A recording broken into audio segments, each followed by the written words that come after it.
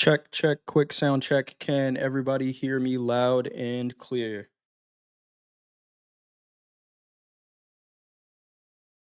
Waiting for confirmation in the chat. Stu, thank you, Coach Hoop. Sounds good. Looks good as well. Andrew says, hopefully Dakota isn't too sunburned today. Audio video is good. Welcome everyone to Slow Markets. I am Coach Jay, filling in for Dakota for this week. Remember, just a reminder, Slow Markets is only going to take place today and on Wednesday this week. I have some plans tomorrow night and Thursday night, so we will be off. But good to see everybody. Thank you for joining. Uh, Welcome to Slow Markets. If this is our first time meeting, I'm Coach Jay. I've been a Topstep Performance Coach since June of 2023. I've been trading for the past 13 years in the futures markets for the past 6. And I'm excited to be here tonight. Today was a pretty good trading day. Let me know in the chat how your trading day ended up. Were you up on the day? Were you down on the day? Uh, were you flat? Maybe you stayed out of trouble and didn't trade the markets at all. Let us know how your week started. Uh, just before we get started, we are going to be talking about live markets here. I do have a TopStep XFA queued up. So if there are any trades, I will take them live. But again, any trades that I take here are not a suggestion to take a trade. Uh, and you should trade at your own risk. I am going to find that risk disclosure right now. But Nightbot sends it every once in a while as well. Make sure you're understanding why you're taking trades and not just following anyone else. The thing I say about Top Step TV, I think it's a great program. I'm saying that as someone who's a part of it, but figure out how we make trading decisions instead of trying to follow exactly. But we got Noah says he's up on the day, EC up, JP up, John Amos, a lot of up today. It's good to hear. Good to hear. Low dots, 20,000 on the practice account, 5K on a combine.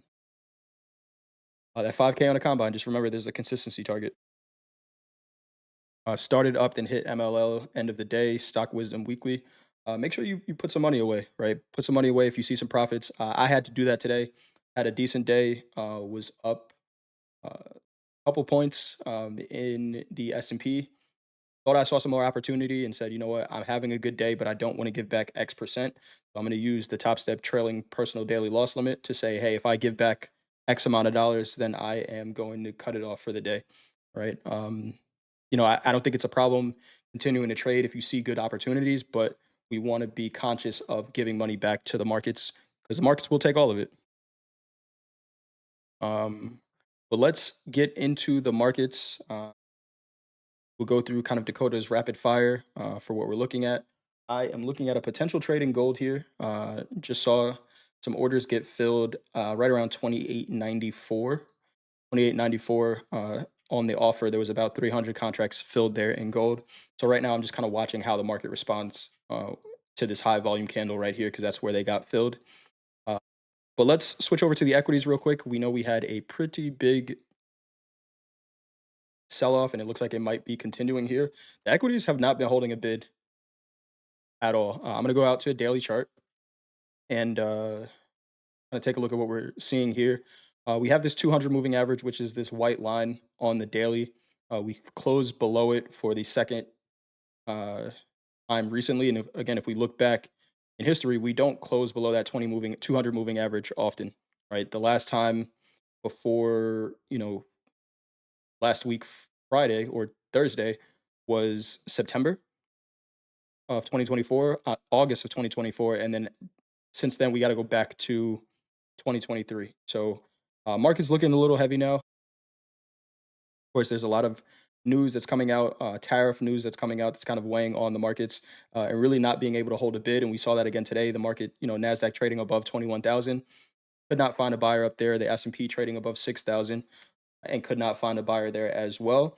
And both of these markets closing under that. Actually, the S&P closed above it. Right at the close, we kind of saw the market push back above the 200 moving average. But these markets are heavy. These markets are heavy. Buy the dip is struggling a little bit. It looks like more like a sell the rip markets for right now. Of course, that can change. We know the tariffs for Mexico and Canada from the U.S. are supposed to go into effect tomorrow. And then I saw some comments from the president saying that tomorrow night is going to be a big night. What that means, we will see.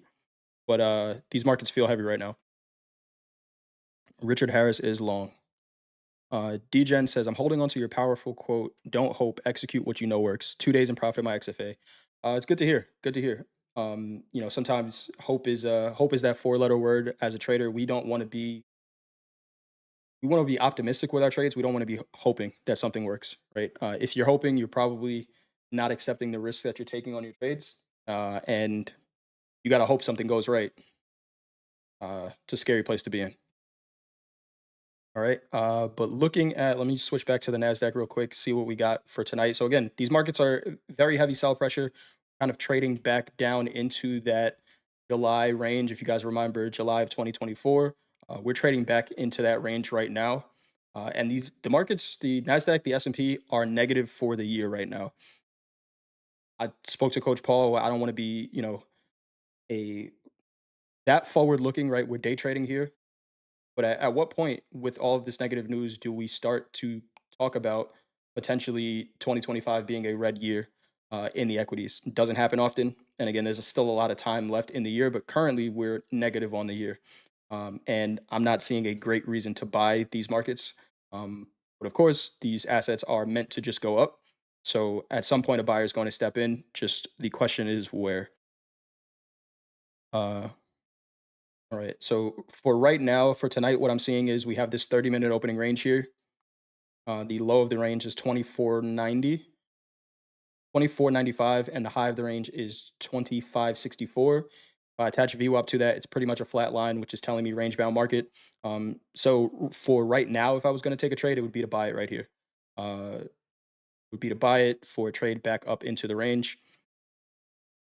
Uh, but I'm not going to take a trade here because my risk on this would have to be. I think I'd go. Let me go down to a shorter time frame. Risk about 40 points on this trade for the potential for 80. So it would be a 2-to-1 trade. But I'm not comfortable taking anything right now.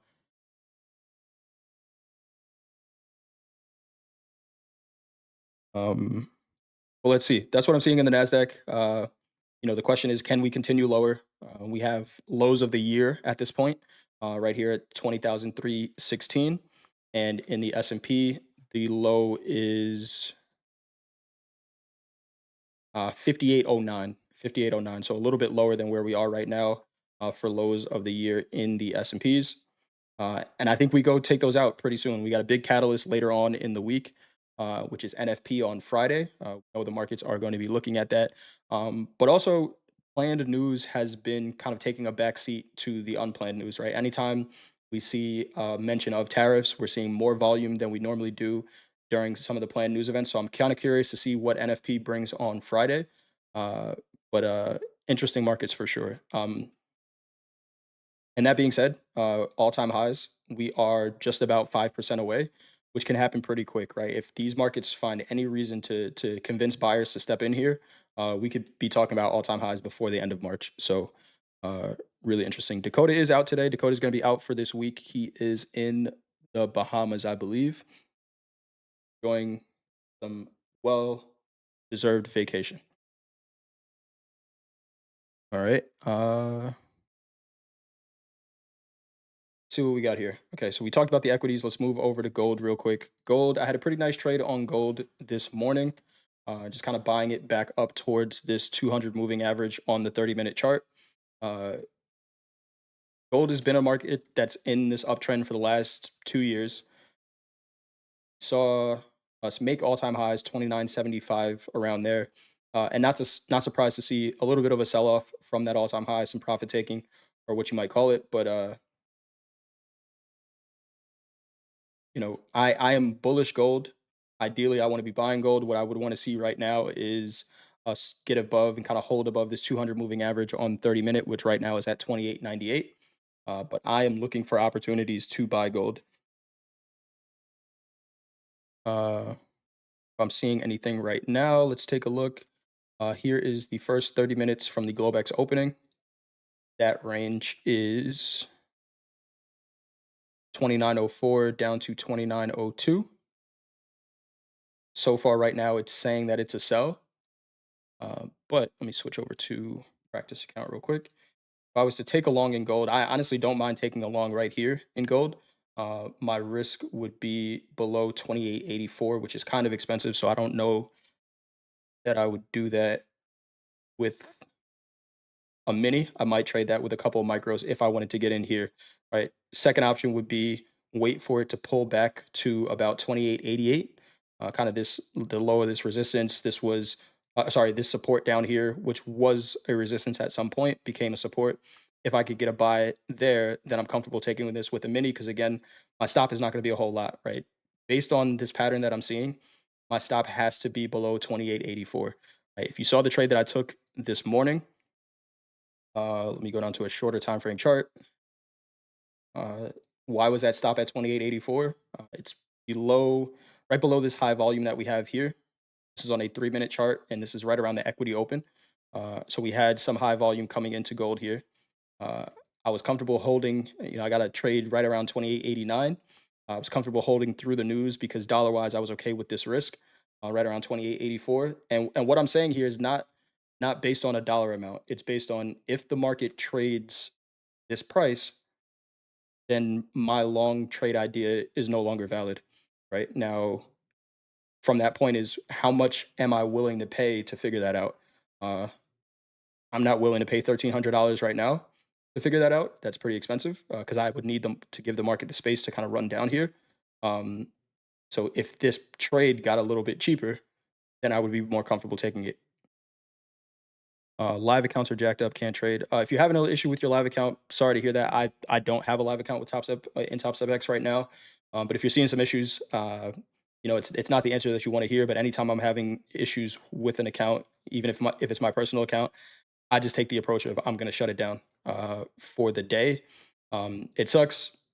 We might miss out on some opportunities, but I think it's better than getting caught up and then making an emotional decision. It's happened to me all the time, right? Where something happens out of my control with my account, and then I start making decisions that I don't necessarily agree with um, due to whatever frustration. So I'm sure the team will fix whatever issues. It's probably better to not put any risk on right now if you're seeing any issues with the platform. But I haven't seen anything reported as of yet.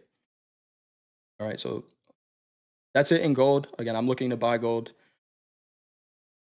for a move. Targets on this would be these highs of the day, conservatively 2905. That was yesterday's high, and I kind of can't look past that level if we're going to continue higher, right? We need to see some buyers step in there. The last time we were up there, they rejected. But above that, we are able to get above 2905, and that holds as a support. The next target would be up at 2930, which was this resistance before.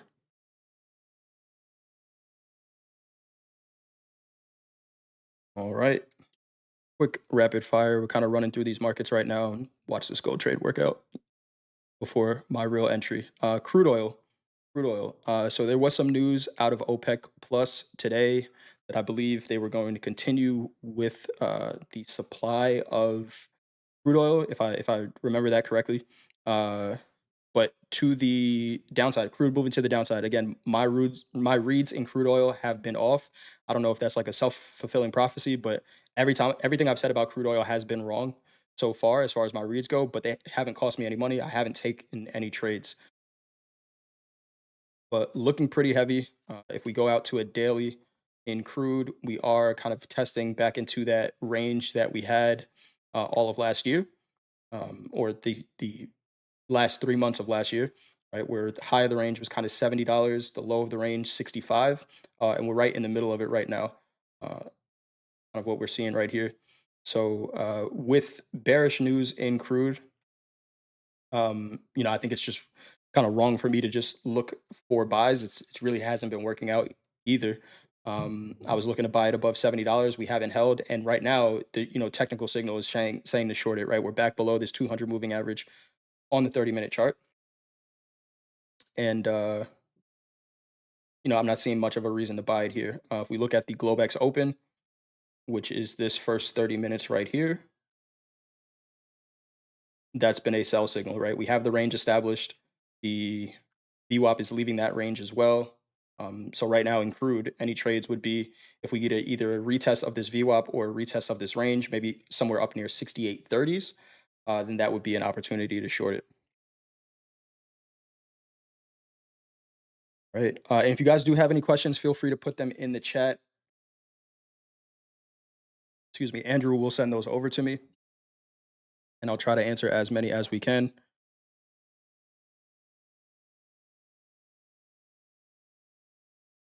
Jay, when you say points, is that also ticks or does 1 point equal dollar amount? So points, if I'm talking about the S&P, right? There are 4 ticks in a point, right? So the S&P goes from 58.70, 58.70 quarter, 58.70 half, 75, and then back to the whole number. So from 58.70 up to 58.71, that's 1 full point, and there's 4 ticks in that point. I think I need to have Nightbot send a message about Dakota. He's okay, but he's on vacation. Bitcoin selling off here. Bitcoin selling off. Shout out to the chat. This is going to be a very interesting market. Um, and it has been a very interesting market. We've seen the comments out of the White House about the crypto reserve. It was bullish for a day and then sold off. And we're kind of seeing some continuation of it here right now, which is interesting. That news should be very bullish, right? But we don't know at what prices they're going to start building this reserve either, right? So again, if we go out to a daily on micro Bitcoin, really great market to trade, 50 cents a tick. You know, I think it fits top step accounts really well. Uh, but this 200 moving average, again, on the daily, Bitcoin is starting to move a lot like the equity markets that have been testing that 200 moving average on the daily. It's down at 80,500, we'll call it. And it looks like we're going to get another test of it. We haven't closed below it in a little while. But again, markets that look heavy in a higher time frame, they are in an uptrend. But healthy markets do need pullbacks. And this is what we're seeing here, right? What we don't want to see is continued closes below this 200 moving average with some significant volume, because that means market participants are either getting out or getting short, um, which brings these prices potentially much lower, right? Maybe down to 68,000 here in Bitcoin, right? Can you explain the J trade again? Sure. Let's see if we get an example of it. So what we've been calling the J trade in during at the buzzer is a volume exhaustion move into a reversal. So something like this, right? Where we have a sell off, we have a high volume candle, which is an anomaly, right? Look at this volume compared to everything else around it. And then the trade would be close above the high of this range, take it for a long, probably somewhere close to a 2-to-1 trade, with the risk being below the low of that high volume, right? This exhaustion, this looks like selling, just selling, right? But if we're seeing this volume candle, it's showing us, pretty high volume. That means there had to be some buyers in here as well. It happens kind of at this low for a potential reversal. The one other thing you can do is add a VWAP to that range, and that'll tell you whether or not this is just kind of BS price action or if there's actual volume behind that reversal.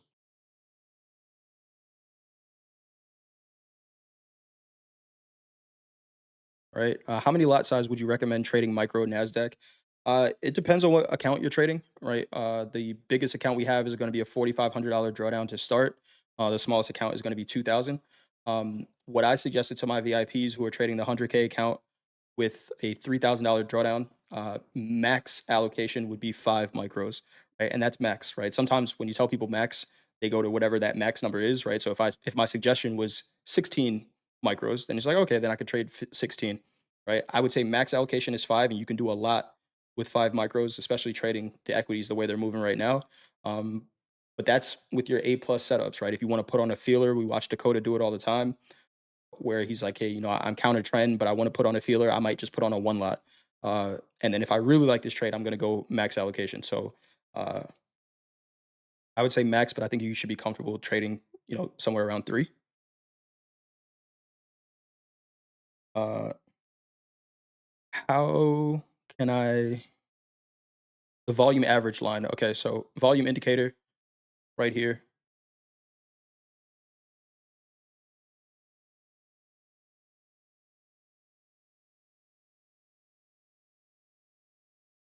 I just realized I said that on mute, but you have the style menu, check the volume moving average box, and that's how you add that line, right? Do you use SMA VWAP cross over for trade confirmation? Example, I use the 9 SMA VWAP cross for entry. DB, I don't, but it's a good strategy, right? If you see VWAP crossing above a moving average that you use for confirmation, what that means is volume agrees with your trade idea. If volume is crossing a moving average, it means it's not just price action alone, right? Volume is trading above it. I believe that volume moves the markets. Uh, so I think that could be used as an added confirmation. It's just not something I look at. If you put a stop loss in a good range and it wicks past it 15 points in 30 seconds and comes back, is that manipulation? Is it manipulation? I don't know. How do we define manipulation? Uh, if you put if you put your stop loss in a range and the market runs by it by 15 ticks, that's just where the market needed to trade.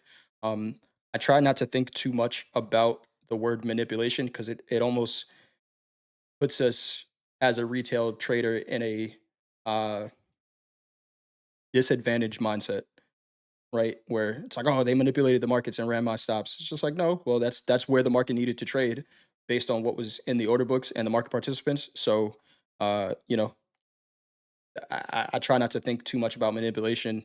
The bad guys out to get us. You hear people talking about, oh, you got to watch out for the dark pools. Let's focus on the light pools, right? The order flow that we could actually see in front of us, and I think that's enough information. Uh, you know, I try not to think too much about manipulation. Are the markets manipulated? Maybe, but I trade them every day, so I'm accepting that. Uh, trade what you see. Do you ever hold smaller futures positions long term while day trading larger size? I do, actually. I do. They will usually be in micros. I actually missed putting on a platinum long that I really wanted to put on. I really wanted to put this trade on in platinum um, in the 940s. Kind of missed my entry. Uh, I think there's still some potential room in it, back up to 1,000 in platinum. But yeah, I will sometimes. But normally, if I'm holding a position overnight in the equities, it's micros. Um, and for my day trades for futures, I mean, for my futures trading account, I really don't feel too much of a need unless it's something like platinum, right? Where I'm probably not gonna day trade platinum, but I want to get into a trade and hold it for a longer term. With the equities, the amount they move, there's enough price action during the day that I don't really need to hold a trade in the equities overnight, right? So we went over the equities, we went over gold, we went over crude oil. Let's take a look at the Nikkei. I saw somebody selling the Nikkei was saying the Nikkei was selling off. And we did have some unemployment numbers come out of Japan tonight. Let's take a look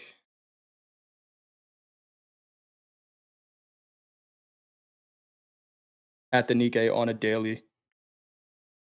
And I know Dakota was talking about, this potentially being a buy area, but the Nikkei, like the other equity markets, is under very heavy sell pressure right now. Right, the last 2 weeks in the Nikkei have been, sold off. We're under that 200 daily moving average and pretty extended from it. We haven't been down here since, September of 2024, so it's been about 5 months or so that we're testing these prices, and right now, on a medium time frame, another sell signal, right? If we trade back up towards this VWAP, we saw some volume come in here. If we trade back up towards this VWAP, this would be a sell signal. maybe somewhere near 37 150, stop above the highs or two ATRs on a 30-minute chart, and see if we could get some continuation. Nikkei is not a market that I trade too much of, um, just because of that $25 tick. It's kind of expensive, I think, for top step accounts, but it moves well.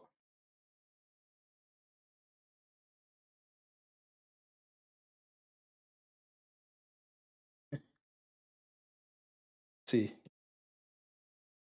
Futures charts and chill. Do I use the ATR? I definitely do use the ATR. Started using it a lot more. Let's take a look at this gold trade because it's working out.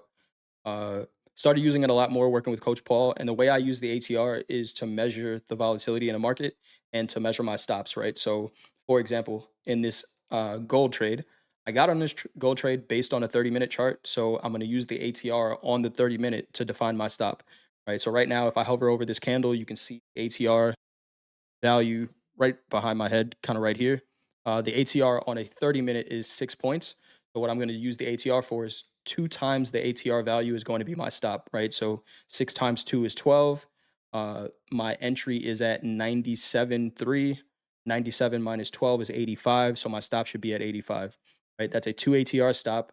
My target should be a 2 to 1 from there. So, Coach Paul talks a lot about getting 2 to 1s in your day trades. And he's talking about a 2 to 1 with a pretty wide stop. Right. Sometimes we think 2 to 1s, and we talked about this during at the buzzer. Sometimes we think 2 to 1s might not be enough, right? I need an 8 to 1 or a 10 to 1. But that's because we're risking, two ticks to try to make 80. It's just like, well, maybe open up your risk a little bit. It might cost you a little more, but then you could scale down. But that's how I'm using the ATR. How do you avoid constant hitting stop loss? Can you show us how far do you place your stops? DGen, that just answers your question. There was a question during at the buzzer. What would you suggest for newer traders? The one thing I would suggest for new traders right now, whatever shortest time frame you use, right? So that's if that's a 1 minute, a 3 minute, 5 minute, maybe even a 15 minute. Try to figure out how to trade that time frame with a two ATR stop based on that time frame, right? That's the one suggestion I'm going to make to a new trader, regardless of the trading style you use, right? There's going to be a bunch of different trade styles. You can trade bull flags, bear flags, order flow, trade, market profile, whatever it is. Uh, as far as the risk management part of it goes, try to figure out trading with a two ATR stop as a new trader. What if I use a tick chart? Let's see. What tick chart are you using? That's pretty tight, right? If you're using a 100 tick chart on the Nasdaq, then let's see what that ATR value is. It's still 10 points. Um, if I use a 100 tick on the Nasdaq, it'd be 10 points right now. But yeah, same thing. Maybe you use a 500 tick, right? And that ATR value is going to still be pretty small.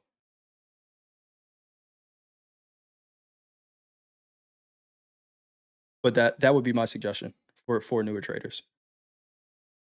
It's going to be a pretty wide stop, right? You might look at it on let's say I go back to the Nasdaq on a 3 minute chart, and I look at the ATR value for that daytime session. The ATR on a 3 minute at 10 a.m. Eastern this morning was 47 points. Now you might be like, this guy's insane. How am I supposed to trade the Nasdaq with a 100 point stop? But that's just allowing the market to do its natural fluctuations, right? Now, trade location still matters, direction still matters, right? But let's say this is a reversal signal, right? Anybody who's joined at the buzzer knows that this is a reversal signal here, where we have this high volume, 50% of it holds. So if I got in long at 50% of this, my stop needs to be 100 points. Look at how far out of the way this is. If the market continues to sell off, I can make decisions before we get here, but I get pretty close to a 2 to 1, right? 176 points. Um, you know, can I afford 100 points on a mini? Probably not, but I could trade one or two micros and be able to stomach that risk and be more comfortable in my trades. Nasdaq is dropping. We're saying. Let's take a look.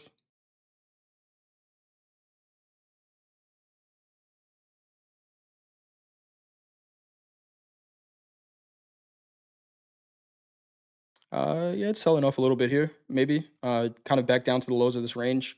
I'm actually seeing this as a decent buy opportunity, kind of at the low of this range. Again, this VWAP hasn't left the range. Let's see here what we might get on a shorter time frame.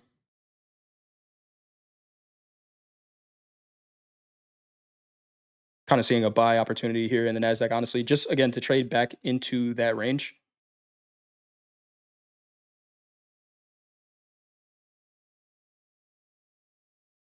with a 2 ATR risk, which would be 40 points. So let's take this trade here, right? Just for argument's sake, right? How do I use the ATR? If I bought the Nasdaq right here, my stop is going to be based on the 3 minute is going to be 40 points.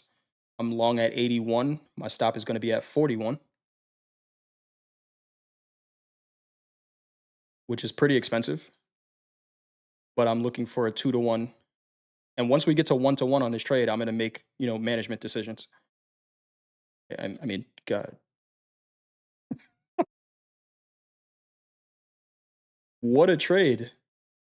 What a trade. Wow. I mean, is this how Dakota feels during slow markets all the time? He just clicks the button and the market just does exactly what he says? The hell just Why did we take that in a practice account? What's going on, Dre? These markets are moving. They are not slow markets right now. Gold is moving as well. So on that Nasdaq, right? I got pretty close to a 1 to 1. Actually, no, that was about a half to one, where we moved about one ATR uh, on that move. But this would be the setup, right? I'm allowing the trade to work out. Now I could look at this and say, am I comfortable risking $800 on a one lot? I am right now in my XFA, but maybe you're not, right? You could trade this with a one lot mini, and you could be risking $80 to make 160. If 80 is not enough, and you're a little bit more comfortable, you could trade two, risk 160 to make 320. Um, but this stop placement and exit placement is accounting for the market movement, right? Not trying to fit the market into my account. Uh,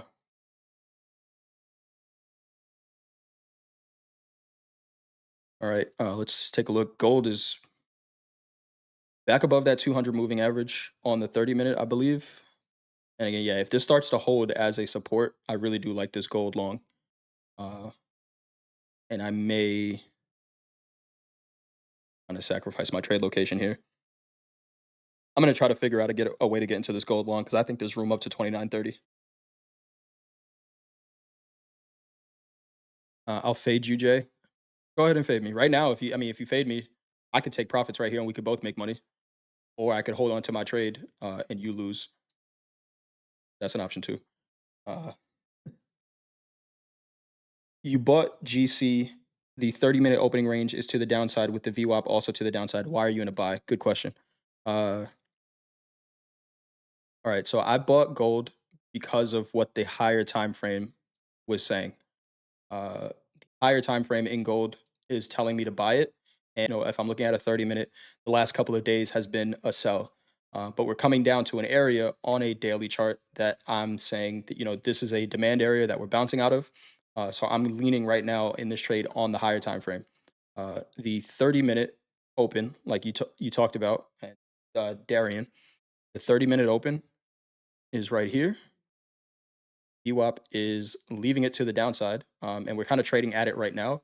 Um, yeah, this is a higher time frame trend trade above that 200 moving average. But I'd be thinking position management again here, right? We are dealing with a major level in gold, 2,900, which is not just going to be an easy level to blow through, right? We need some convinced buyers to trade above here. So I had a trade that was about 40 ticks in the profit.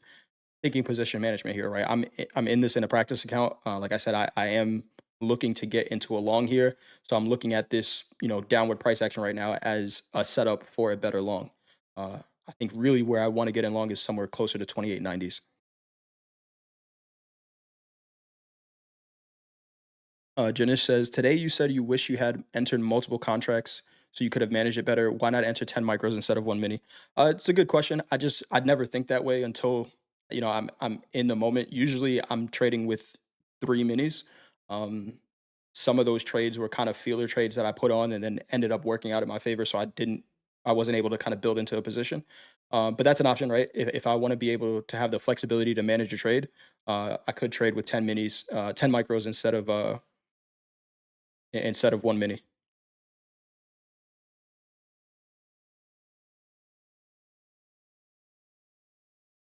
Hey, why don't you make money instead?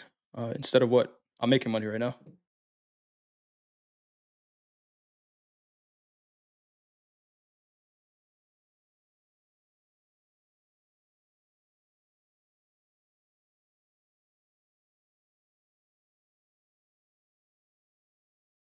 Can't hold on to this short in the NQ. It's looking good, right? Whatever volume I just saw to the upside got rejected pretty quick. But again, these markets are very thin right now. I'm seeing like a 5 tick spread on the Nasdaq. I'm gonna be conscious about taking any trades right now.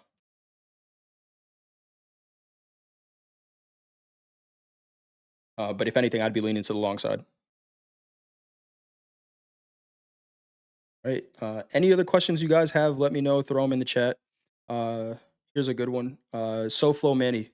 Hey, Coach Jay, I'm on the cusp of a payout. My first, having a little emotional anxiety. Any advice? Slow down. Slow down. A lot of times, I don't know if you need one more profitable day to get to that payout, but if you do, and you realize that you sit down at your desk with money on your mind, I would be very conscious about making any decisions. Because a lot of times what happens is when we trade with a monetary focus, we don't think about what the charts are actually saying. We think, hey, I need these markets to give me $200 so I can get a payout. Uh, my question is, based on your setup, what if the market only wants to give you $50, right? And you have to accept that for the day and then keep moving. So whatever you've done to this point to get close to eligible for a payout, just keep repeating that. Nothing really needs to change. And if you notice that you might be making some emotional decisions, maybe scale down. Be okay with taking a day off and understanding that the markets are always going to be here, and just slow down for sure. Process over profits, right? That's the quote. Take a look at Bitcoin. Let's take a look at Bitcoin. Yeah, I mean, we're still selling off.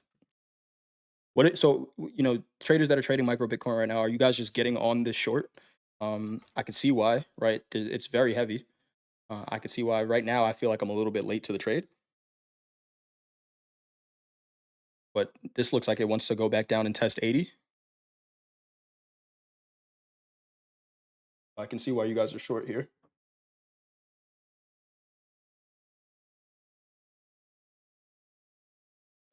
Horse broke dad. Got my mind on my money on my mind. Exactly where we need to be. Exactly where we need to be. Everything else is a distraction. MBT fees are high. If you trade on Topstep X, you don't got to worry about fees too much. Um, have to worry about fees too much.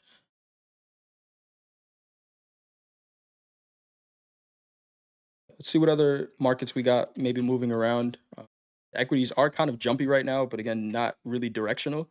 I think I'd be in see profit, take profit mode if I was actually in this trade, uh, where again, a pretty thin order book in the S&P and the Nasdaq. Uh, I wouldn't want to be risking any kind of live fills right now, where you're asking for 5 ticks of slippage before the market even moves in your favor. Did I review ES? I can switch over to it right now. And 6 MGs. Do I ever trade currency pairs? I'll look at the Japanese yen, but if you have a currency pair that you're trading and you want to take a look at, let me know.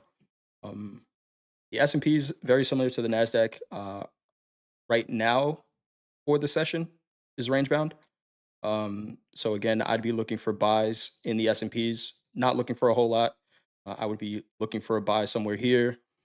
Again, risking about 2 ATRs on a 30-minute is pretty expensive, so I'd go down to a 3-minute chart,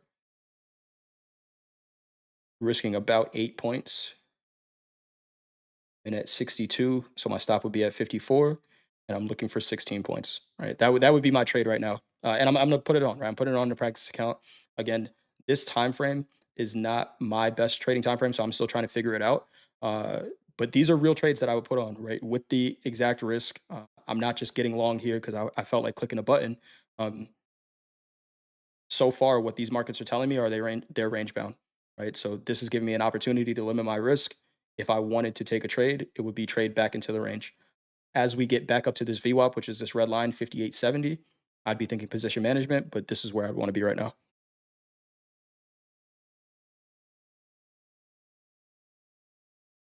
All right.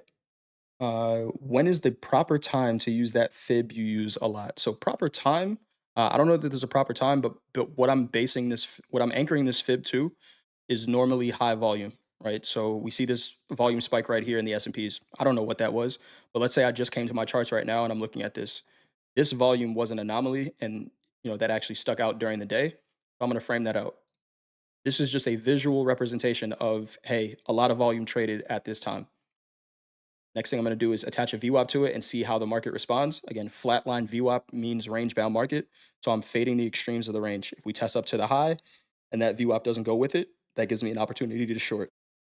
If we test the lows and VWAP doesn't go with it, that gives me an opportunity to take a long. We could play that pattern until that range breaks. And then that range broke on volume. So again, this is where I'm going to anchor. 50% of this holds. This is where I'm short. And we go from there. Do you have your own YouTube channel? As much as I'm going to be on Topstep TV this week, we can call it JStep TV.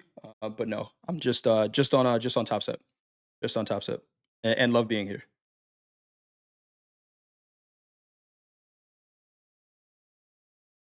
Oil setup for a short with the J trade. Let's take a look. High volume. What's going on in the chat? Uh, Oil setup for a short. Which is harder, coaching or trading? Good question. I would say coaching because I have less control,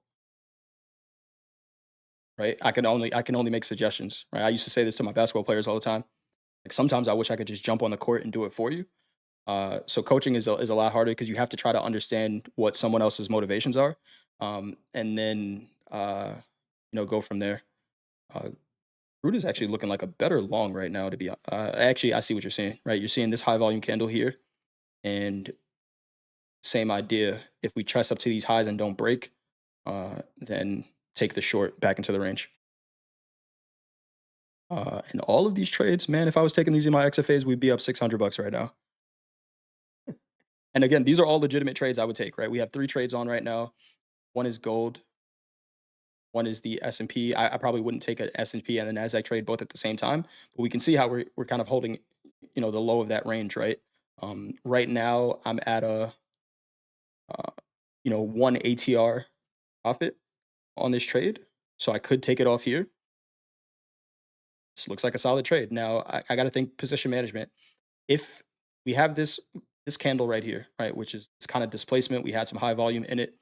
If the market, I'm always one for taking profits as the market presents them to you, right? If I had $500 here, the last thing I want this to do is to turn into a loser, right? So what we're gonna do, trade management, is I'm gonna buy 5 micros. Actually, I'm gonna buy 4 because we're kind of at the high of that range. I have the potential range, right? It could cut off right here. I'm gonna buy 4 micros so I can still stay in this trade. I'm gonna take the 1 mini off. So I made $500 on that mini. And then with this micro, I'm gonna risk half of the profits that I just made. So risking another $200. If this wants to trade back up to the highs of the range, great. If not, I made $300 on that trade. And then the same thing with the S&P trade. The S&P trade, we won't do that. We'll just take the risk off. Right.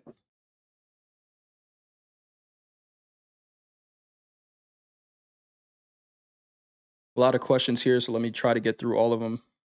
Uh, Easy one here. Shown. What are my VWAP settings? It's just open, high, low, close divided by 4.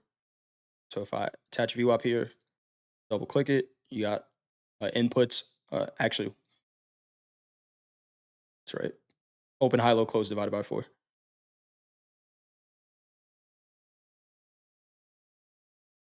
All right, what else we got here? Uh, can you explain how to read the DOM? All right.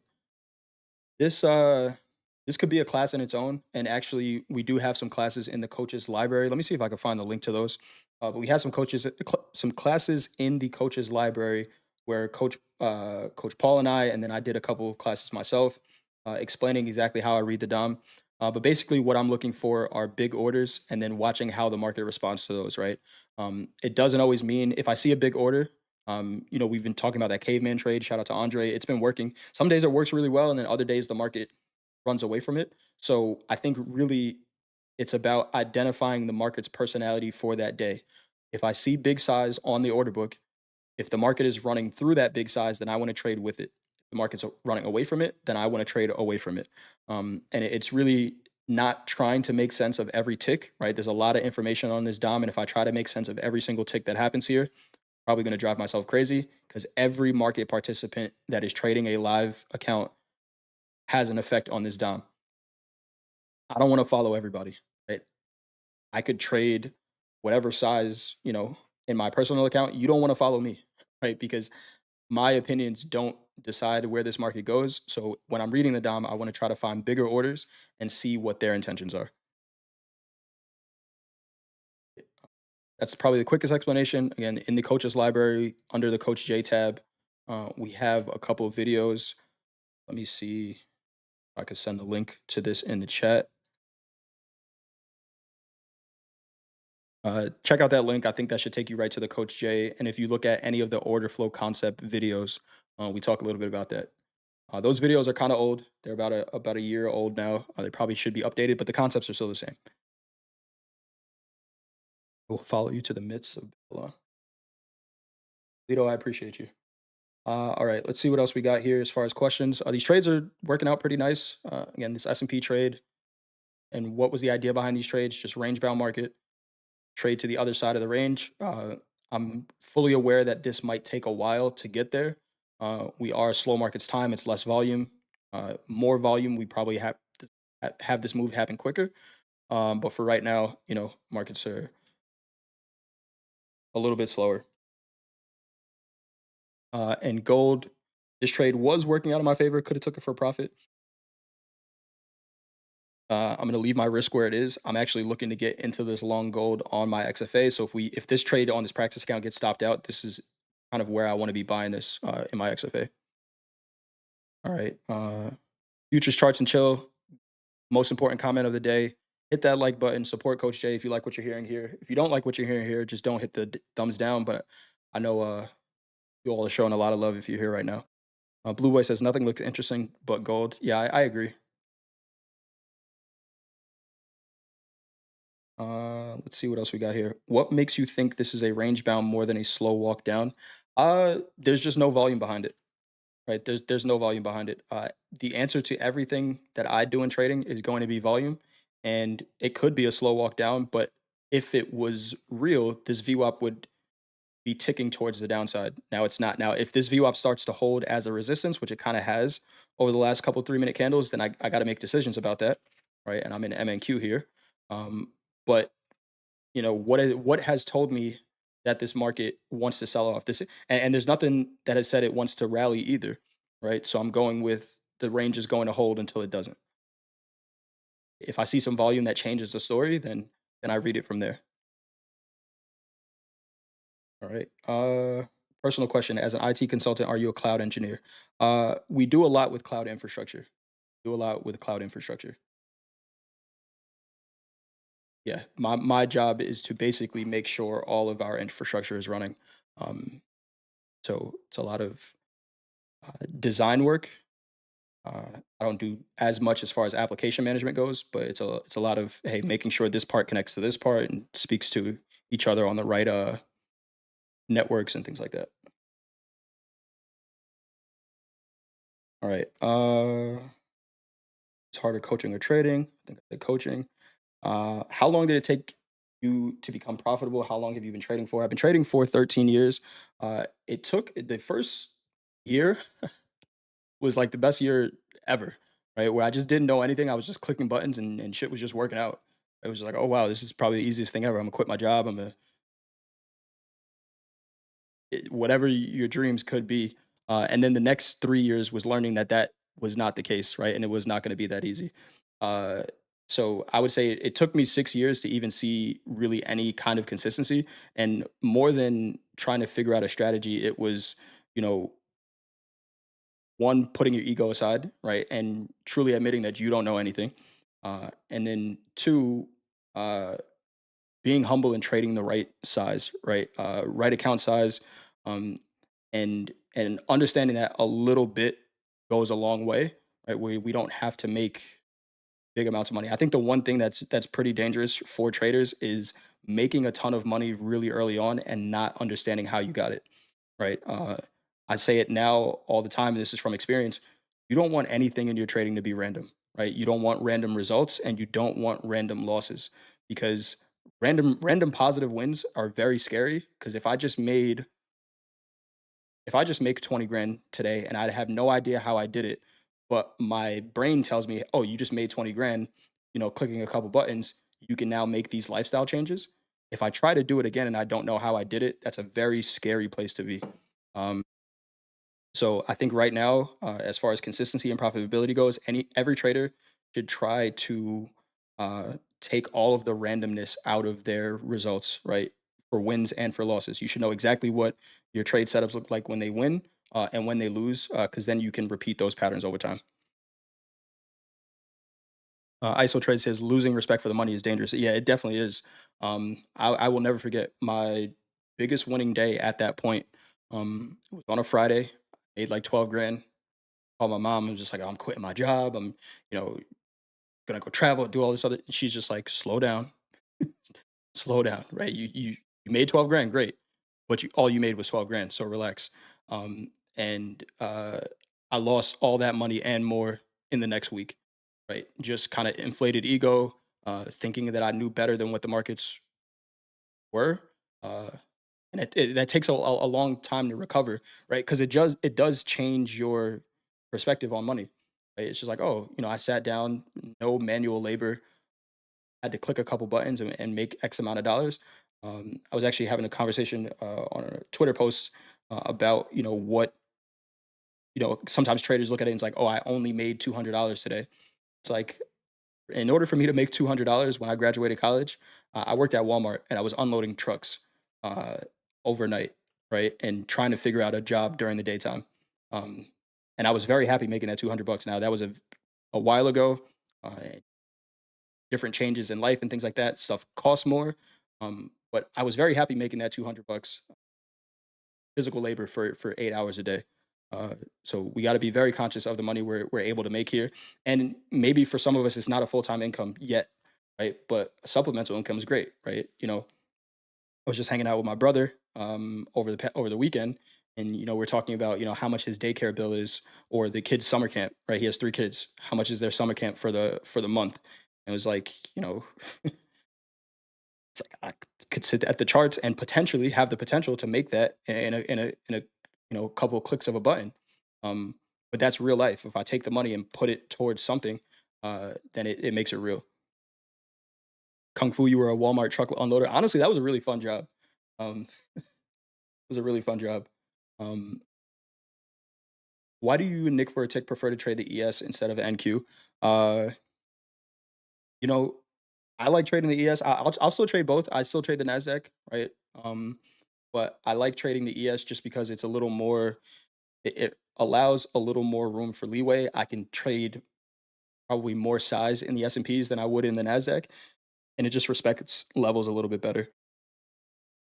Uh, I'm comfortable trading up to a 5, even a 6 lot in the S and P's, and I won't do that in the Nasdaq. Are you trading at night often? Sin, I've tried to kind of eliminate trading at night. I'm here doing slow markets, so it's fine. I'll look at the markets, but I really just want to optimize trading the New York session because that's my best trading time, right? Are there gonna be opportunities for me overnight? Yes, but I gotta think about, how much mental capital am I spending trading at this time? Where for me, I have to be actively managing a position most of the time, right? Dakota started slow markets because he did the exact opposite, right? Where he's very comfortable saying, "Hey, this is a trade I'm taking level to level and I'm gonna go here." But my trade management style doesn't allow for this, right? Because like I said, I'm gonna trail as the market's going in my favor, and that's just what I've found is comfortable for me. Um, so I try to, not trade slow markets that much unless, I have Dakota on in the background and I hear, oh man, these are fast markets at night. Then I'll get into a trade. But outside of that, uh, I think it's important to kind of build into your schedule what time you're not going to be looking at the charts. And, you know, just from a volume perspective, this time makes sense. Now, if I'm up at 3 o'clock in the morning Eastern time, will I look at the London session? Maybe because volume is coming into the markets at that time. We might get some volume in gold and crude oil. So if I'm awake, I'll take a look. But I'm really right now just trying to optimize how I execute during the New York session. Are you sitting in front of a 100 inch screen or is that a green screen in a simulation? This is a simulation. Nothing you see here is real. I'm not real. This is AI. Welcome to the future. Got to come to Southeast Gary to hoop. I was played ball this weekend on Sunday, yesterday actually, and I could not miss. I haven't shot like that in a very long time. Um, it was like the kind of just unconscious, just whatever I did. As soon as I let the ball go, it was going in. Uh, I bought some Curry fours to play in, and I felt like Steph Curry yesterday.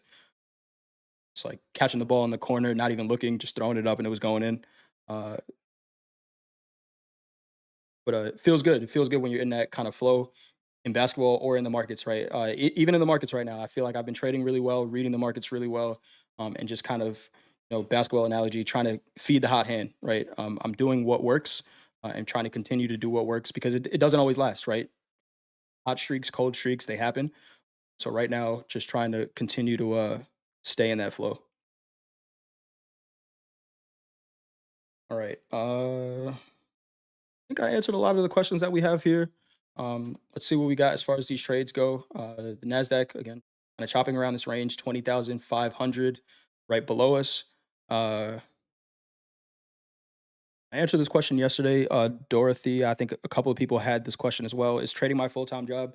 It's not. It's one of the incomes that I have. I don't know that trading. At one point in my life, I think I did expect trading to be my full time income, but I could say now, after doing this for 13 years, it will never be my sole source of income.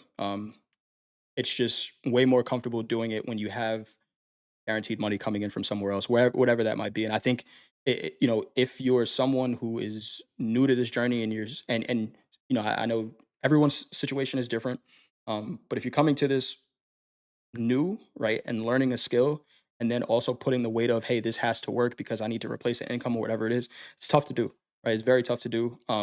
I would suggest, and I would do it too, right? If I was struggling, you could fire up the Uber Eats app and deliver just on the off times, just to bring some kind of guaranteed money in to alleviate the pressure from having to be right, because this is a very hard thing to do. How old am I? I'm 30 until I'm 40. That's going to be my answer until I'm 40. This S&P trade is working out a little bit here.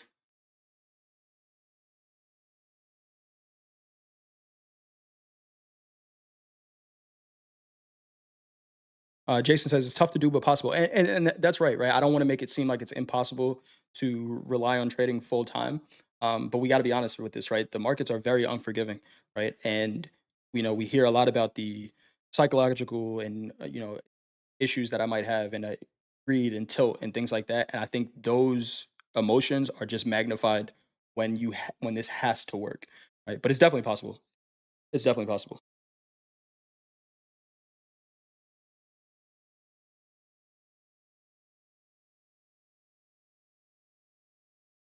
Right. Right. Let's see what else we got here. I'm missing anything. How do you attach a VWAP, Rachel? On the left side here, in the drawing tools, five icons down, you have projection tools, and then halfway through that menu, you have the anchored VWAP. I have a star next to mine because I use it all the time, and then it puts it in this drawing box in this panel up here. So then I just click on this icon with the two candles and the line going through it. Click on that, and then click on any candle that I want to anchor to. Do I have any courses? At the buzzer. watch At the Buzzer on Top Steps YouTube. We literally go through our trading styles, me and Coach Paul, every day. You could watch the past 6 months, and you would think that you had the same episode on repeat because we talk about the same stuff all the time. Now we apply it to what the markets did that day, but it is really, if I could simplify it, it's find a high volume candle and see how the market responds to it. Uh, and what I'm doing that, I'm identifying the range of that high volume. I'm attaching VWAP and going from there. Flat VWAP, range bound market. If VWAP leaves that range, opportunity to buy. It's that simple. Now we can, you know, improve it with trade location and things like that. When do I enter at 50% of the candle? When do I enter at the highs? Those are, small tweaks here and there, but that is the gist of the strategy. Gold long might hit. Yeah, I mean, we're getting down there. 28.92. I got to think about whether or not I really do like this trade if we get down there. Do. Yeah. If we get down there before the session is over, and we'll go another half an hour. I know Dakota normally goes an hour and a half during the week. If we get down to that target, 29, 28.90s, as long as we're not like completely selling off, I'll probably buy one there. I can see decent liquidity at 480. Why can't NQ go there? It can. NQ can go wherever it wants to go, honestly. Liquidity at 90s, 80s, you said? Give me 1 second. Let me pull that up on another.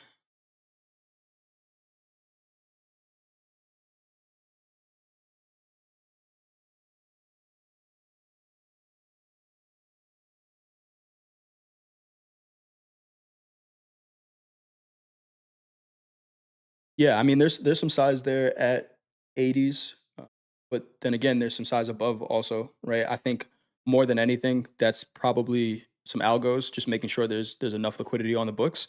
Um, but the Nasdaq could trade really anywhere. If I'm looking at the most size that I see right now, it's up at 20,050 or 550. Right? There's 23 contract. This order book is really thin right now in the Nasdaq. It's four or five ticks. Um, so there's not a lot of size right now.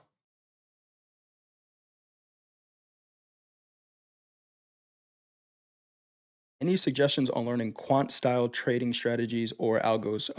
Coach Robert, check out Coach Robert's stuff. He is, at least with Top Step. Outside of Top Step, I'm not going to have any suggestions, but within Top Step, check out Coach Robert's stuff. He is the, if there's anybody automating anything, it's Coach Robert.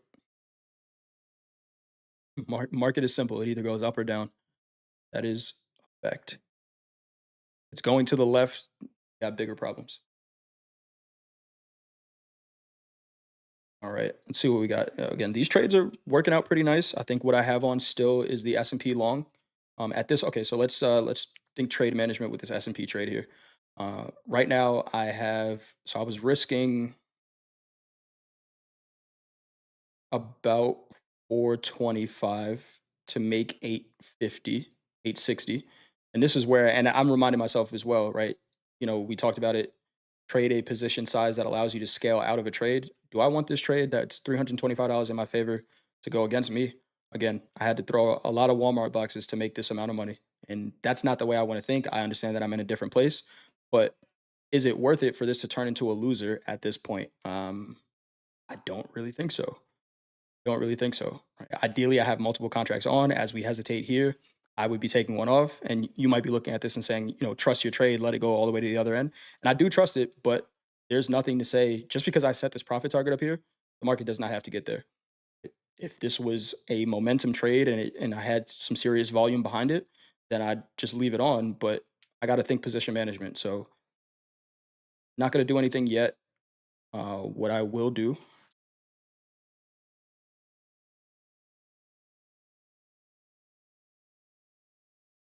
yeah, I'll leave it. I'll leave it for now.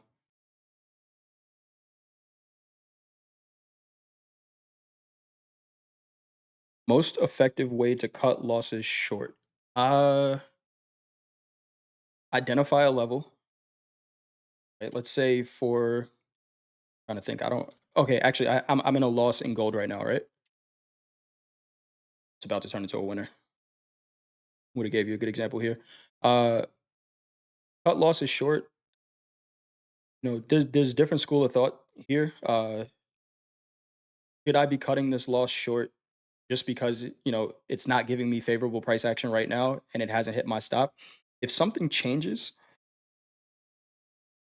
from the time I took the trade, if something changes, then I can, you know, cut it short, right? If I saw some very heavy sell pressure come into this market before it hit my stop, then maybe I consider changing it. But then again, I had this trade. My stop is based on market structure, right? It's not based on a dollar amount. It's based on market structure. I had a very similar trade earlier today, and if I would have cut this one because it didn't look great, then it came within 2 ticks of my stop, and it ran exactly to my profit target. So I think something has to change in the overall market for you to want to cut a trade early. Uh, for example, if I use VWAP in my trades and I have a profit target that's somewhere down here and the market now closes below VWAP, maybe that's an early indication that, hey, you're probably going to get stopped out. But that's a lot of second guessing your initial decision, and that could cause, as you could imagine, some cross signals, right? Well, when do I trust myself and when do I go against it? For me, that's why my trade management style is always going to be take some profits as the market presents themselves to you. And that's not just because somebody told me that. That's what I came to for myself, right? I had times where I would do exactly this, right? I would have, you know, stop loss, profit target. I would watch the market get or not even watch it. I'd say, okay, I'm going to leave the trade on. When I come back to the charts, the market came within 2 ticks of my profit target and then just sold off and stopped me out for a full loss, right? I just decided that I was not okay with that happening, right? So my trade management style is going to be take profits as you see them. And if the market wants to continue giving them to you, then you want to be in as much of a position as you can. But this just threw me on tilt all the time. So it really depends on your trade management style.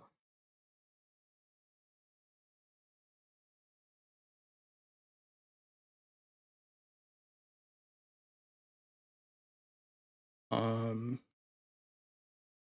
F Tom late today. What did I miss? You missed some good trades. You missed about $1,000 worth of sim profits. Uh, I should have been trading this live, but that's okay, right? Hopefully, you guys understand why we got into these trades, right? Where this was just bottom of the range. VWAP was a flat line, which is telling us range bound market. And we kind of traded back up near the highs of that range. And there might be potential for more. Again, I could probably do this. Just make sure I secure some profits. I don't want to cut it off. But what I would also do here is probably take this profit target off, right?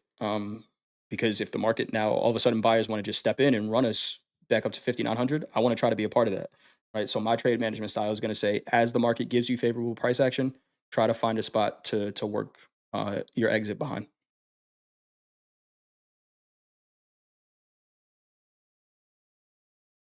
All right.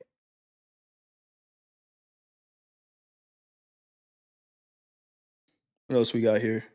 What makes you want to go long in platinum? On a daily chart, and again, I probably missed the entry on the platinum longs. But if you look at how platinum has been trading over the past year, again, the white line is the 200 moving average. This is a daily chart, and it's been range bound, right? We trade up above 1,000, maybe all the way up to 1080, more like 1050, and then we trade to the low of it, and this just looked like you know us bouncing off the demand level kind of in this general area on this daily candle that we have in the past. So it was really that, right? On a higher time frame chart in platinum, it's been trading this pattern for I don't even know how long. Uh, I'm back in December 2023, and it's the same thing. Trades above the 200 moving average on the daily, below it. So we traded below it, and it looked like a reversal pattern. That was it. And my target on this would be at least this 200 moving average on the daily. But what the market's been saying is if you hold it long enough, it will trade to the other side if you get pretty good trade location.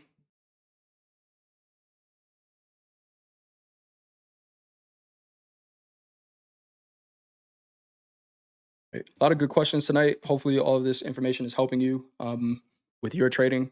And a lot of what I do is based on volume. This platinum trade was really not based on volume much. This was more of a location. Put this on as a swing trade. I feel like when I try to day trade platinum, I kind of miss the moves for whatever reason. Before a swing trade, I could just put it on and leave it. Something's working pretty well right now. See this P&L keep fluctuating. I think it's gold too. Gold is not going to give me the buy that I wanted.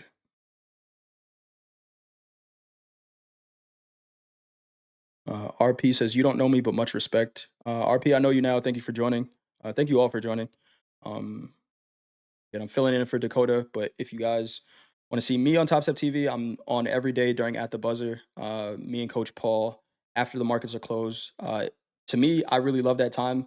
Being a basketball coach, film study was a big thing.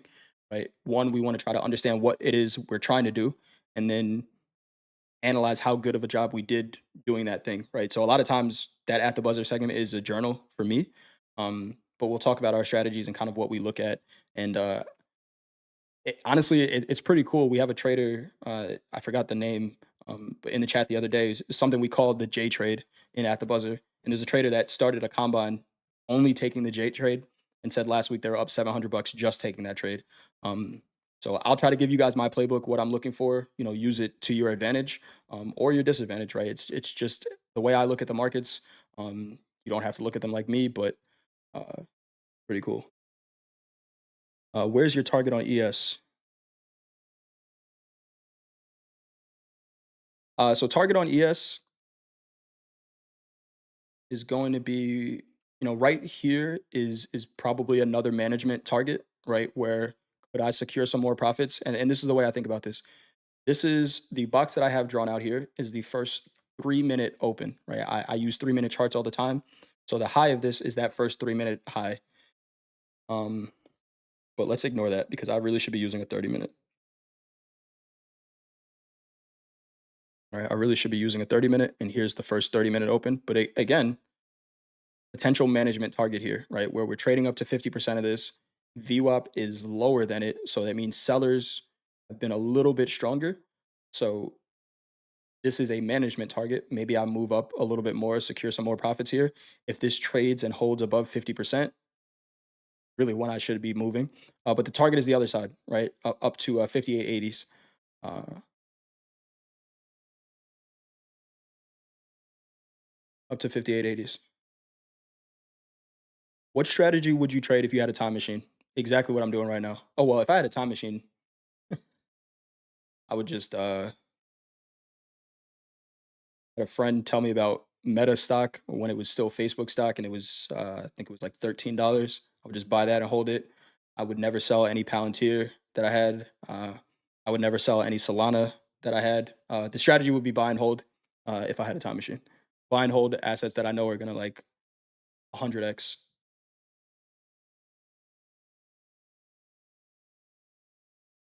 Uh, am I looking to 1v1 for that XFA? Because SOB 12, you don't want those problems unless you're like a former D1 basketball player or something like that. Uh, I will play anyone 1v1. But if I win, what do I get? Right?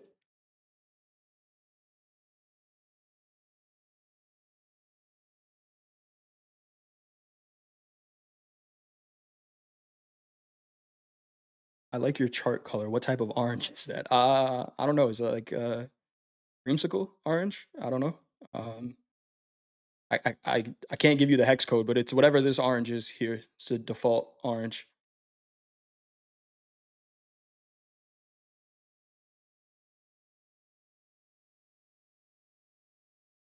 Is it true we keep the first 25K on the live account? So that's not true. I think it's the first 10K, right? The first 10K in payouts is all yours, and then at that point, it's a profit split.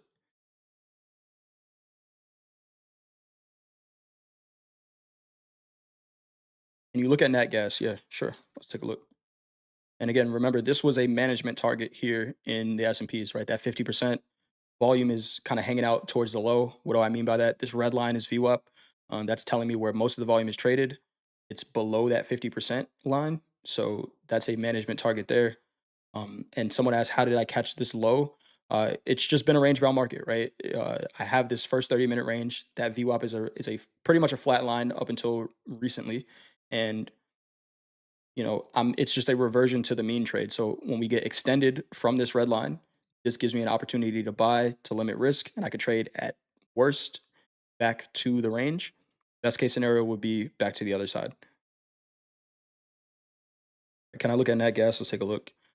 Uh, haven't looked at nat gas in a little while. Let's go out to a daily. Take a look at this real quick. And on a daily, this has been in an uptrend.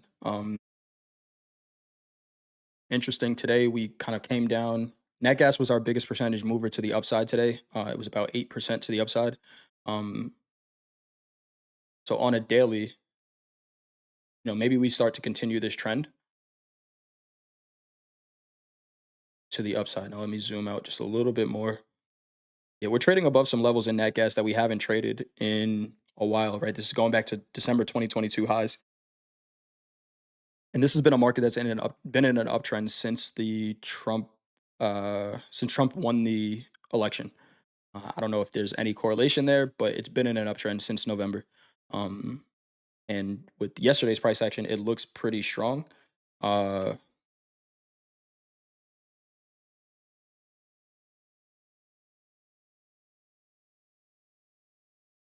let's see what I'm looking at for today. Can I look at orange juice futures? No. But for today's price action so far, nat gas is not really giving me a trade in a shorter medium time frame. It's telling me to short it, right? Just this is my short setup. We have the 30-minute range established, volume left the range to the downside. This would be saying short, risk above the highs, um, and then go 2 to 1 on that trade, right? It's as simple as that. The volume left the range to the downside. And the reason I really like to look at this setup this way is this kind of takes my opinion out of it. I just pulled up a nat gas chart. I don't know anything about nat gas fundamentally. Um, on a higher time frame, this is a market that's in an uptrend, so I probably wouldn't take this trade. But this is enough of a signal for me to start thinking about it now.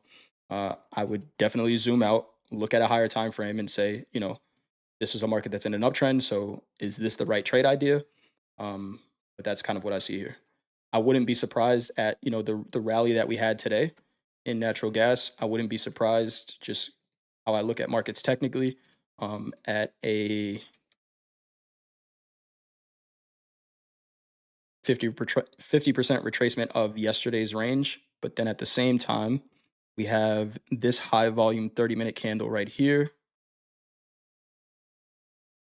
which we're kind of holding the highs of right now, right? So you guys see this? This high volume here on a 30-minute is acting as a support. So what does that mean, right? From a technical perspective, I don't know anything about natural gas, but whoever created this price action is defending these prices. We can see them. They did it during the day where we tried to trade below that. They defended those prices. Let's attach a VWAP to that. It's a flat line. What does flat line VWAP mean? Range bound markets. At the lows of this range, this gave us an opportunity to buy natural gas, and right now they're holding above that high. So if I'm short natural gas, where does my conservative price target have to be? A high of that range. Because so far, the market has told me that we are done trading lower than these prices. So I could want this to go all the way down here, but if the market doesn't agree, and again, this is a market that I have no opinion on, I just pulled up a chart. How can I have a profit target that's much lower than this if the market has showed me that it's not trading there, right? Or it's holding these prices. Now, if we start to accept, that doesn't mean that I can't take this short, right? But if we start to trade the high of that range and it holds, then I have to think about position management. Once we sell through it, then I can start thinking about profit targets further. But for right now, it's saying, we're going to hold that high. Tomorrow is going to be wild. I agree. PG says practice account. Really? Really. This is a real life practice account. Um, all monopoly money.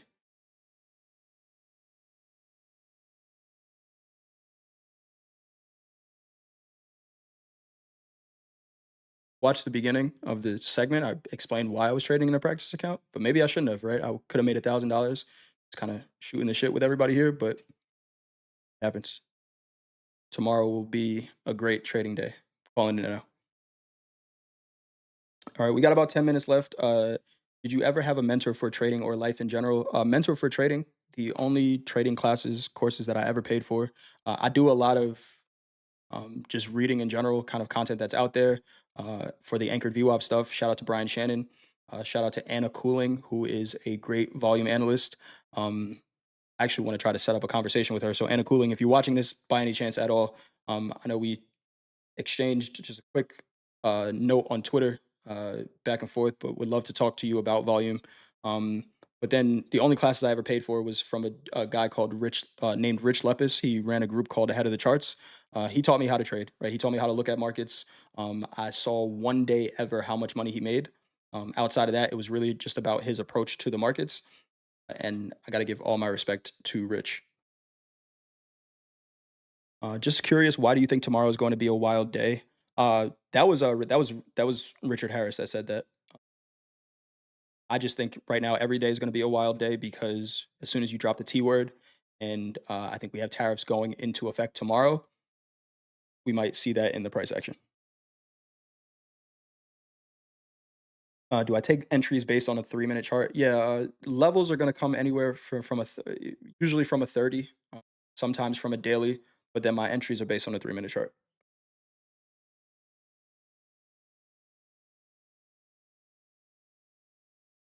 You ever trade silver? I haven't traded in a little while. If you're going to trade it with Top Step accounts, I would suggest trading micro silver just because just like the Nikkei, silver is a pretty can be a pretty expensive contract, right? $25 a tick, where the micros are $5. And if I'm looking at silver right now, almost the same story as gold, right? What is the market saying about this 200 moving average? That has been a resistance on the way down, but we're starting to trade above it right now.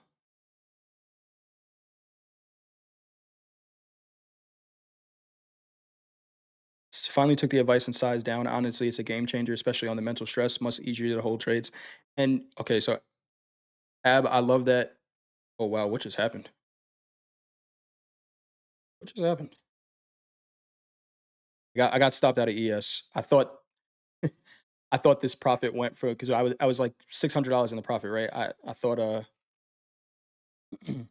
I didn't get stopped out and I just dropped like 500 bucks, but just stopped me out, right? Again, we had a management target. We talked about the market holding 50% of this, and it did, and that's why I'm scaling out of that position or getting out of that position. Tariffs. The tariff news is coming. Um, all day tomorrow. Make sure you tune into Topstep TV if you're trading. Eddie, Andre, they're doing a great job kind of calling out any headline news that is going to affect the markets. And Friday, when that headline came out about Trump and Zelensky in the White House, uh, I turned a it wasn't a personal daily loss on the day yet. I think I was down about $1,200 before that headline and turned it into a $5,000 day, right? So just paying attention to the volatility. I'm a momentum trader and a ton of volume came in, just jumped on board. That would not have happened if I wasn't trading, if I wasn't watching Top Step TV. I think that was Thursday, actually. All right. Any more questions that you guys have? Let me know. We got about 5 minutes left. Again, we talked about some pretty decent trades. Hopefully, you guys understood why I took them. Just range bound trades, holding the low of the range, just buying back into it. I think I'm probably still in some MNQ. Yep. Still in MNQ, kind of reaching the higher part of that range in micro Nasdaq. So, again, let's go out to a 30-minute chart. Let's just see where we are as far as that range goes. See what is happening here. Okay. We're trading above that 50%, but this is a decision making area as well. Um, could I tighten up the risk on this? Where if we can't hold above this 50%, do I think the market could sell off? I do. If this range is starting to contract a little bit, but just would leave this on for now.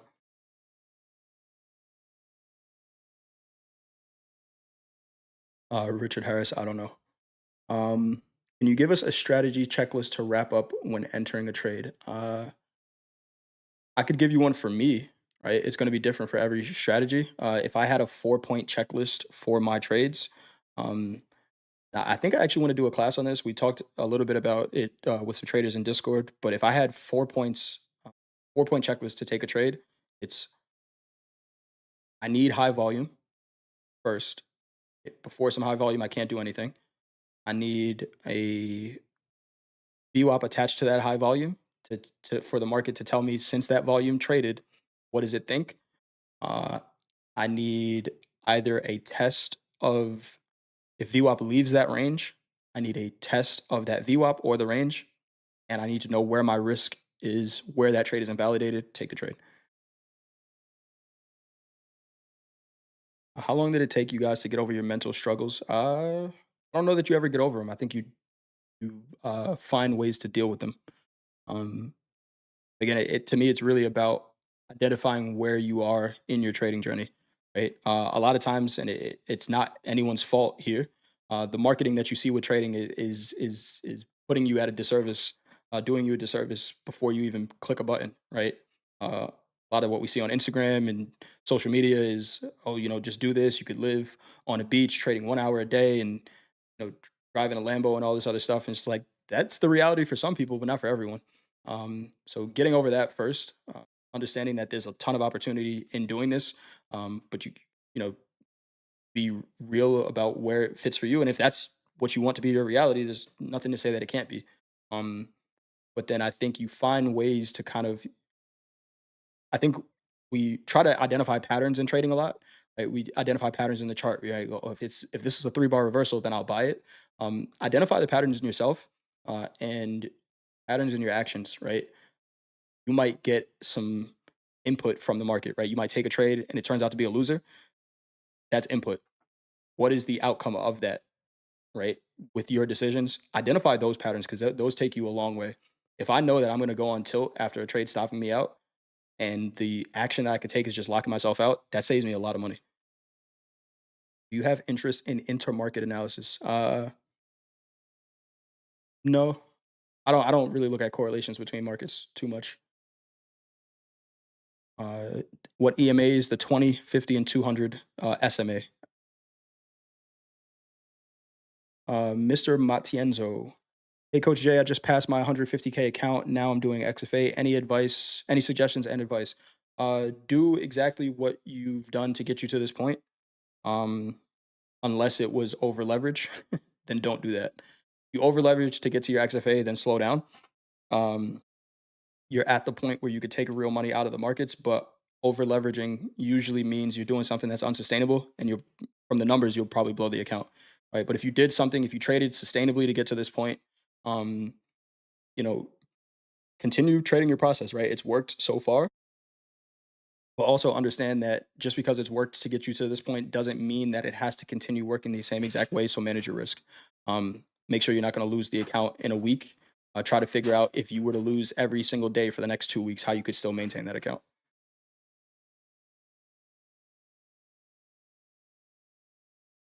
Right. I think I answered most of the questions that we have. One of these trades is not working out. It's gold. Gold being a problem child at that 2,900 doesn't want to trade above 2,900.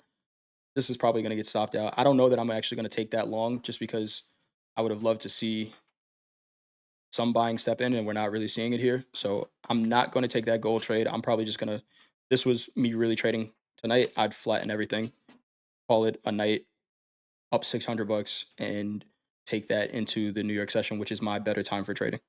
Um, yeah, all of these trades were not huge leverage. These were one lot positions on all these trades. Hopefully you guys understand why we took them. Very simple. It was just range bound market, fade the extremes.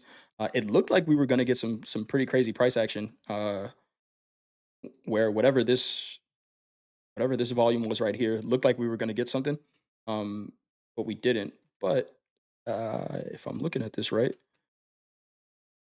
what did I just do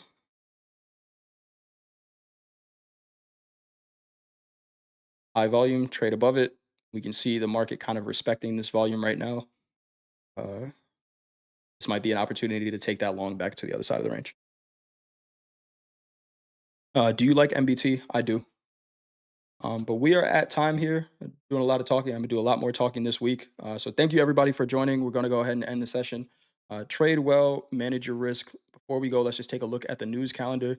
Not much on the news for tomorrow as far as planned news goes, but we know with tariffs going into effect tomorrow, just be aware. Don't try to fight aggressive price action if it happens, right? If you're looking long and all of a sudden the market starts to sell off, don't get married to that bias if the market starts to sell, right? Because at some point they're going to give you a reversal, but it's not your job to try to find out where that is. Let the market tell you first and then trade from there. Thanks everyone for joining. If you haven't done so already, hit that thumbs up button. Remember, we got Deanna doing the London Open at 3:30 a.m. Central Time, and of course the daytime show starting at 8:20, 7:20 Central Time with the opening call. Thank you, everyone. Trade well, manage your risk, and no slow markets tomorrow. No slow markets tomorrow. Be back on Wednesday. Have a good one.